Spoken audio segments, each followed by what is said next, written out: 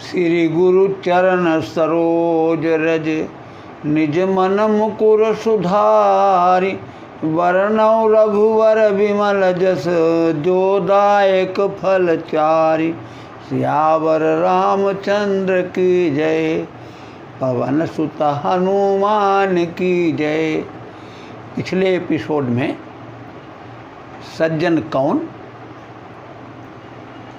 इसमें 5 गुण होने चाहिए। कौन कौन से गुण? नंबर 1, जिसके विचार शुभ हों, जो सबका हित सोचता है उसके विचार शुभ होते हैं। नंबर 2, सुदर्शन, सब में प्रभु का दर्शन हो। तुकाराम को कुत्ते में भी भगवान दिखाई दिए, हनुमान को लंका में सब मंदिर ही दिखाई दिए। अतः हमको भी सभी प्राणियों में प्रभु का दर्शन होना चाहिए। नंबर 3, सुश्रवण, हमेशा शुभ सुनना, किसी की भी बुराई कानों में ना पड़ने दे, उसे रोक दे। यदि कहना ना माने तो कान बंद कर लो और वहाँ से दूर चले जाना चाहिए। नंबर 4, सुवचन, न कड़ुआ बोलो किसी को और न कड़ुआ सुनो। हमेशा हृदय तराजू में तौल करके तब बात को मुख से निकालो। रहीमदास जी कहते हैं कि रहीमन जुआ बाबरी, कही गई स्वर्ग पताल। आप तो कही अंदर गई, जूता खाई कपाल। कि जीभ से निकली हुई बात फिर वापस नहीं आती है। जीभ तो अंदर चली जाती है लेकिन उसकी बात फिर अंदर नहीं जा पाती है, उसका परिणाम भुगतना पड़ता है। नंबर 5, सुकर्म, हमेशा शुभ कर्म ही करना चाहिए। जितनी सामर्थ्य हो उतने ही शुभ कर्म करो। जैसे सभी अस्पताल नहीं बनवा सकते, किंतु किसी गरीब की दवा के पैसे तो दे सकते हो, उतना ही करो। इस प्रकार के जिनमें लक्षण होते हैं वो सज्जन कहलाते हैं। प्रभु राम आगे कहते हैं कि सरिता जल जल निधि मऊ जाई, होई अचल जिम जीव हरि पाई।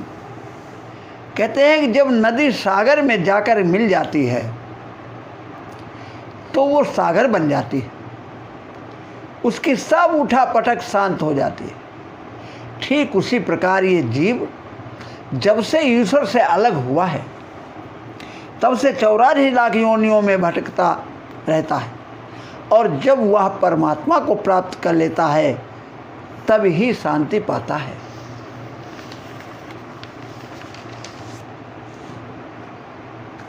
हरित भूमि तड़ संकुल, समुझ परई नहीं पंथ। जिमि पाखंड बाद ते, गुप्त होई सद ग्रंथ। बरसात के मौसम में पूरी भूमि हरी भरी घास से ढक जाती है, जिससे रास्ते नहीं दिखाई देते हैं। जैसे पाखंडियों ने समाज में ऐसे पाखंडी ग्रंथों को बना करके सदग्रंथों को ढक दिया है, सदग्रंथों की महिमा को ही उन्होंने छिपा दिया है और पाखंड का प्रचार कर रहे हैं। इसलिए हमें अपने सदग्रंथों की महिमा को नहीं भूलना चाहिए और पाखंड के चक्कर में नहीं पड़ना चाहिए। आगे प्रभु कहते हैं कि दादुर धुन चहु दिशा सुहाई, वेद पढ़े जनु बटु समुदायी। कहते जैसे मेढकों की आवाज़ बरसात में चारों तरफ सुनाई देने लगती है, लेकिन वो सुनाई तो देती है, समझ में नहीं आती है और सुनने में भी कानों को बड़ी अच्छी लगती है। ठीक इसी प्रकार वेद पाठी बटुओं के द्वारा जो वेद पढ़े जाते हैं वे समझ में तो नहीं आते हैं किंतु कानों को सुनने में बड़े अच्छे लगते हैं। नव पल्लव भय बिटप अनेका, साधक मन जस मिले विवेका। प्रभु कहते हैं कि वर्षा ऋतु में सूखे पेड़ों पर हरे हरे पत्ते भर गए हैं। ठीक उसी प्रकार साधकों के मन में सत्संग करते करते विवेक पैदा हो जाता है। विवेक का अर्थ है जीवन जीने की कला। अर्क जवास पात बिन भयऊ, जस सुराज खल उद्दम गयऊ। प्रभु कहते हैं कि वर्षा ऋतु में और पेड़ तो पत्तों से भर जाते हैं किंतु मदार और जवासा ये दोनों पत्तों से रहित हो जाते हैं। ये ऐसे वृक्ष हैं जो वर्षा ऋतु में इनका अस्तित्व ही समाप्त हो जाता है। ठीक उसी प्रकार जैसे सुराज्य के आने पर दुष्टों का व्यापार नष्ट हो जाता है, अतः दुष्ट कभी नहीं चाहते हैं कि सुराज्य आवे। प्रभु कहते हैं कि खोजत कतहु मिलई नहीं धूरी, करहि क्रोध जिम धर्म ही दूरी। कहते हैं वर्षा ऋतु में धूल ढूंढने से भी नहीं मिलती है। ठीक उसी प्रकार क्रोध में धर्म दूर हो जाता है। अगर व्यक्ति क्रोध करता है तो उसके अंदर से धर्म चला जाता है। इसलिए हमें क्रोध पर नियंत्रण रखना चाहिए।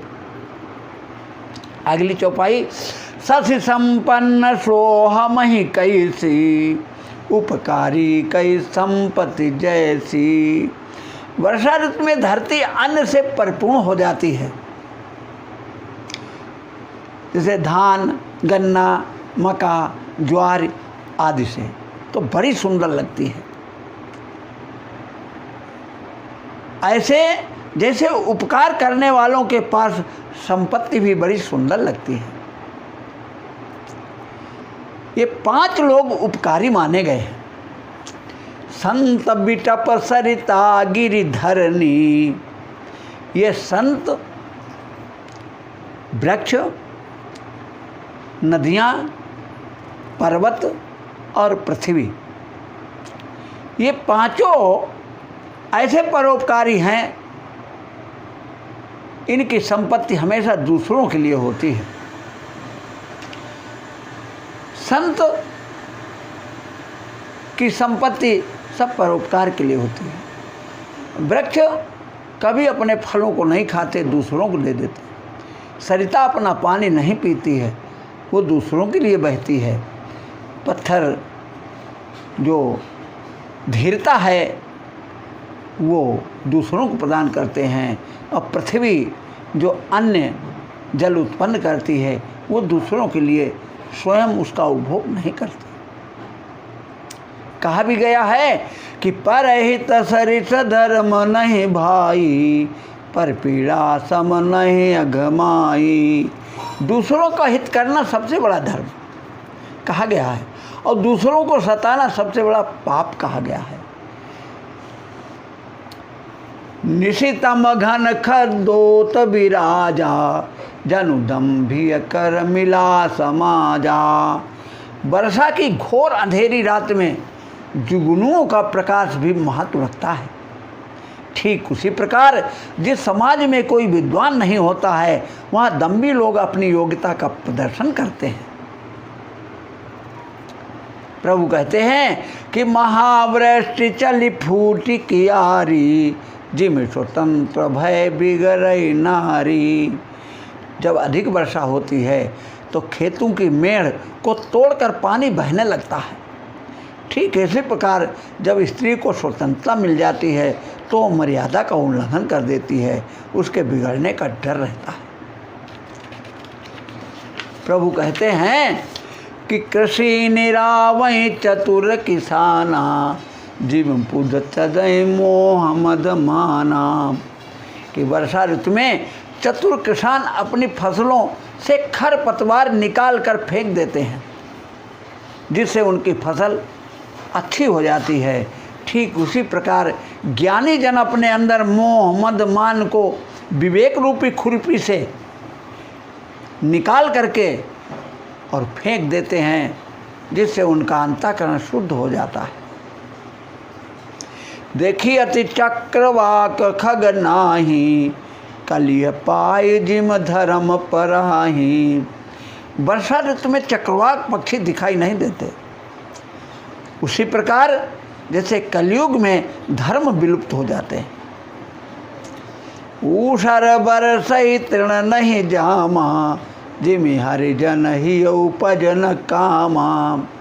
वर्षा का जल सभी जगह बरसता है, किंतु ऊषर भूमि में बरसना निरर्थक हो जाता है, उसमें कुछ नहीं उगता। ठीक उसी प्रकार भगवान के भक्तों के हृदय में काम पैदा नहीं होता। विविध जंतु संकुल मही भ्राजा, प्रजा बाल जिम पाय सुराजा। वर्षा में अनेक जीव जंतु पृथ्वी पर पैदा हो जाते हैं, कीट पतंगों की बाढ़ आ जाती है। उसी प्रकार जिस प्रकार सुशासन सुयोग्य राजा को पाकर प्रजा में बढ़ोतरी होती है। जहाँ ता रहे पथिक थकी नाना, जिमे इंद्रिय गण उपजय ज्ञाना। वर्षा काल में हर जगह पानी की अधिकता होती है, अतः पथिक को मार्ग चलना कठिन हो जाता है। अतः वे सभी यात्राएं रोककर एक जगह ही बस जाते हैं। जैसे इंद्रियों में ज्ञान पैदा हो जाने पर वो स्थिर हो जाती हैं। सियावर रामचंद्र की जय।